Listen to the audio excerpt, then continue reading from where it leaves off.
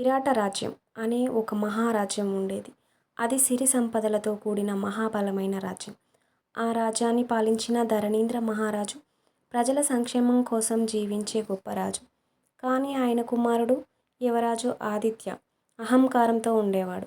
నాకు ప్రపంచం గురించి నేర్పించాల్సిన అవసరం లేదు, నేనే అన్నీ తెలుసుకున్నాను అంటూ గురువులను, మంత్రులను, ప్రజలను కూడా చిన్నచూపు చూసేవాడు. ఒకరోజు రాజ్యసభలో ఒక్క తెలివితేటలతో, ధనంతో, యుద్ధశక్తితో నేను గొప్ప రాజునవుతాను. ప్రేమ, దయ, వినయం అనవసరం అని గర్వంగా అన్నాడు. రాజు తన కుమారుడి మాటలు విని విచారించాడు. ఈ స్వభావంతో మంచి రాజు కాలేడు అని అనుకున్నాడు. రాజు తన ప్రధానమంత్రిని పిలిచి, నా కుమారుడి అహంకారాన్ని తొలగించే గురువు ఎవరైనా ఉన్నారా అని అడిగాడు. ఆ మంత్రివర్యుడు నిశ్శబ్ద గురువు అనే ఒక గొప్ప మహర్షిని సూచించాడు. నిశ్శబ్ద గురువు. గురువు ఆశ్చర్యపోయాడు. అవును మహారాజా, ఆయన అనేక గొప్పవారికి బుద్ధిని నేర్పిన మహర్షి, కానీ ఒక్క మాట కూడా మాట్లాడరు అని అంటాడు. రాజుకు సందేహం కలిగింది. మాటలే లేని గురువు ఎలా బోధిస్తాడు అని అనుకున్నాడు. కానీ తన కుమారుడి కోసమే యువరాజుని అక్కడికి పంపించాలని నిర్ణయం తీసుకున్నాడు. యువరాజు ఆదిత్య గర్వంతో గురువు ఆశ్రమానికి చేరుకున్నాడు. పర్వతాల నడుమ, నదుల మధ్య ఒక అద్భుతమైన గుహ. అక్కడ నిశ్శబ్దంగా ఉన్న గురువు సమాధి యోగంలో ఉండేవాడు. గురువర్య, నాకు బుద్ధి నేర్పించండి అంటూ ఆదిత్య వినయంగా అడిగాడు. గురువు మాత్రం ఒక్క మాట కూడా మాట్లాడలేదు. గురువు నదికి తీసుకెళ్లాడు. నది ప్రశాంతంగా ప్రవహిస్తుంది. గురువు ఒక పెద్ద రాయి నీటిలో వేశాడు. ఆదిత్య ఆశ్చర్యంగా చూశాడు. నీరు ఎంత ప్రశాంతంగా ఉన్నా ఒక్క రాయి పడగానే అలలు వచ్చాయి.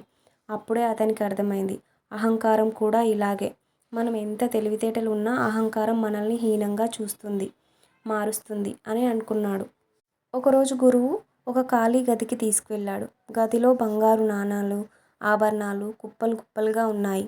ఆదిత్య ఆనందంతో, ఇంత బంగారం ఉంటే ప్రపంచంలో ఎవరికీ సమస్య ఉండదు అన్నాడు.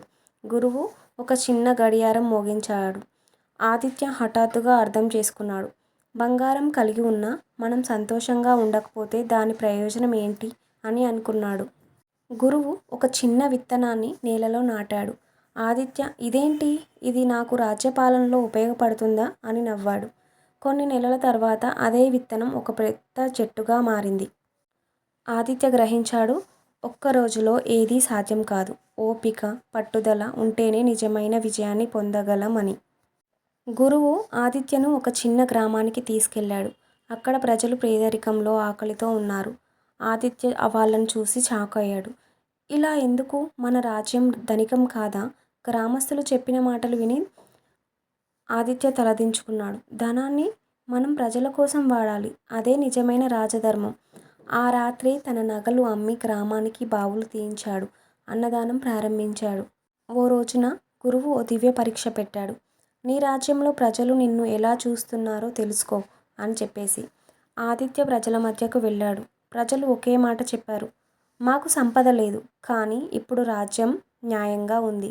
మా రాజు నమ్మదగినవాడు అని అన్నారు. ఆదిత్య కన్నీళ్లు పెట్టుకున్నాడు. ఇదే నా అసలైన విజయం అని. గురువు చిరునవ్వు చిందించాడు. ఆదిత్యను అక్కున చేర్చుకున్నాడు. రాజభవనానికి తిరిగి వచ్చిన యువరాజు తండ్రిని నమస్కరించాడు. అయ్యా, నిశ్శబ్ద గురువు నన్ను మాటల ద్వారా కాదు, అనుభవాల ద్వారా బుద్ధి నేర్పించాడు.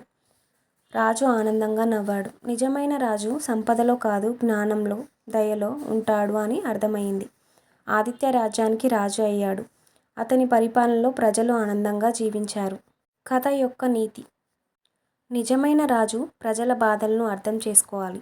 ధనం మాత్రమే కాదు, మంచి గుణాలు కూడా సంపదే. కోపం, అహంకారం మనల్ని నాశనం చేస్తాయి. సేవా దృక్పథమే మనిషిని గొప్పవాడిగా మారుస్తుంది. ఈ కథ మీకు నచ్చిందా? నచ్చితే లైక్ చేయండి, షేర్ చేయండి, మీ అభిప్రాయాలను కామెంట్ చేయండి.